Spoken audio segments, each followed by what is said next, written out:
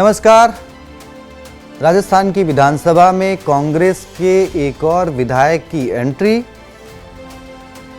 प्रमोद जैन भाया ने शपथ ले ली है विधायक की और इसके साथ उन्होंने राजस्थान विधानसभा में कांग्रेस की संख्या बल में इजाफा कर दिया है।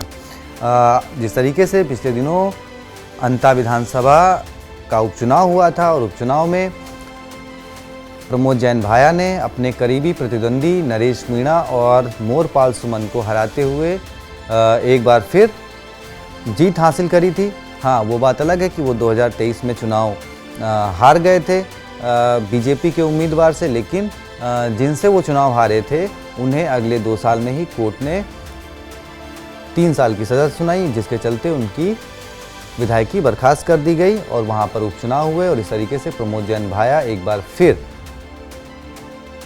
सदन की शोभा बढ़ाने के लिए सदन की शपथ, विधायक की शपथ ले चुके हैं।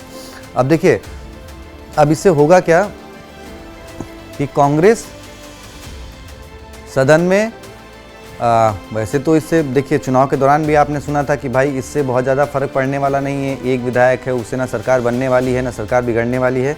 लेकिन हाँ, कांग्रेस अपना बोले तो वर्चस्व जो है वो बढ़ा रही है 2028 की तरफ के प्लान को लेकर। अब एक सीट में भले उनकी जीत मिली है, लेकिन कांग्रेस के निशाने पर अब सरकार के वो कामकाज हैं 2 साल के, जिसके ज़रिए वो अब जनता के बीच जाएगी कि देखिए भाई सरकार ने 2 साल में क्या काम किया। उसका उदाहरण है कि अंता में हमें जीत मिली। मतलब सरकार के कामों को फेलियर साबित करने के लिए अब कांग्रेस जी जान से जनता के बीच इन बातों को रखेगी।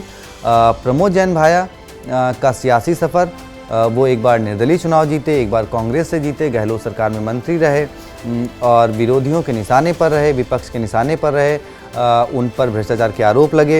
यहाँ तक कि राजस्थान के नेता या फिर राजस्थान के विपक्षी नेता तो छोड़ दीजिए, केंद्र के नेता तक ने प्रमोद जैन भाया पर खूब तीखे हमले किए। 2023 में जब विधानसभा राजस्थान में चुनाव हो रहे थे तो प्रधानमंत्री मोदी हों, गृह मंत्री अमित शाह हों या बीजेपी के और कई बड़े नेता रहे हों, और उन सब ने प्रमोद जैन भाया पर डायरेक्ट अटैक किए। और इस तरीके से मतलब प्रमोद जैन भाया वो खैर चुनाव 2023 में हार गए, लेकिन एक बार फिर जब उनको जनता ने 15,000 से ज़्यादा वोटों से जीत दिलाई है तो अब कांग्रेस को मौका मिल गया है भजन सरकार को घेरने का, साथ ही साथ केंद्र के उन नेताओं को घेरने का जो प्रमोद जैन भाया को भ्रष्टाचारी बताते थे। तो अब प्रमोद जैन भाया ने शपथ ले ली है, वो विधायक बन गए हैं। विधायक तो खैर वो 14 तारीख को ही बन गए थे, लेकिन अब सदन में उनकी शपथ का जो कार्यक्रम था वो पूरा हो गया है। कांग्रेस ने यहाँ अपने शक्ति प्रदर्शन के साथ हिस्सा लिया था और अब देखना है कि प्रमोद जैन भाया और कांग्रेस किस तरीके से 2028 को प्लान करती है। बहुत बहुत शुक्रिया, धन्यवाद।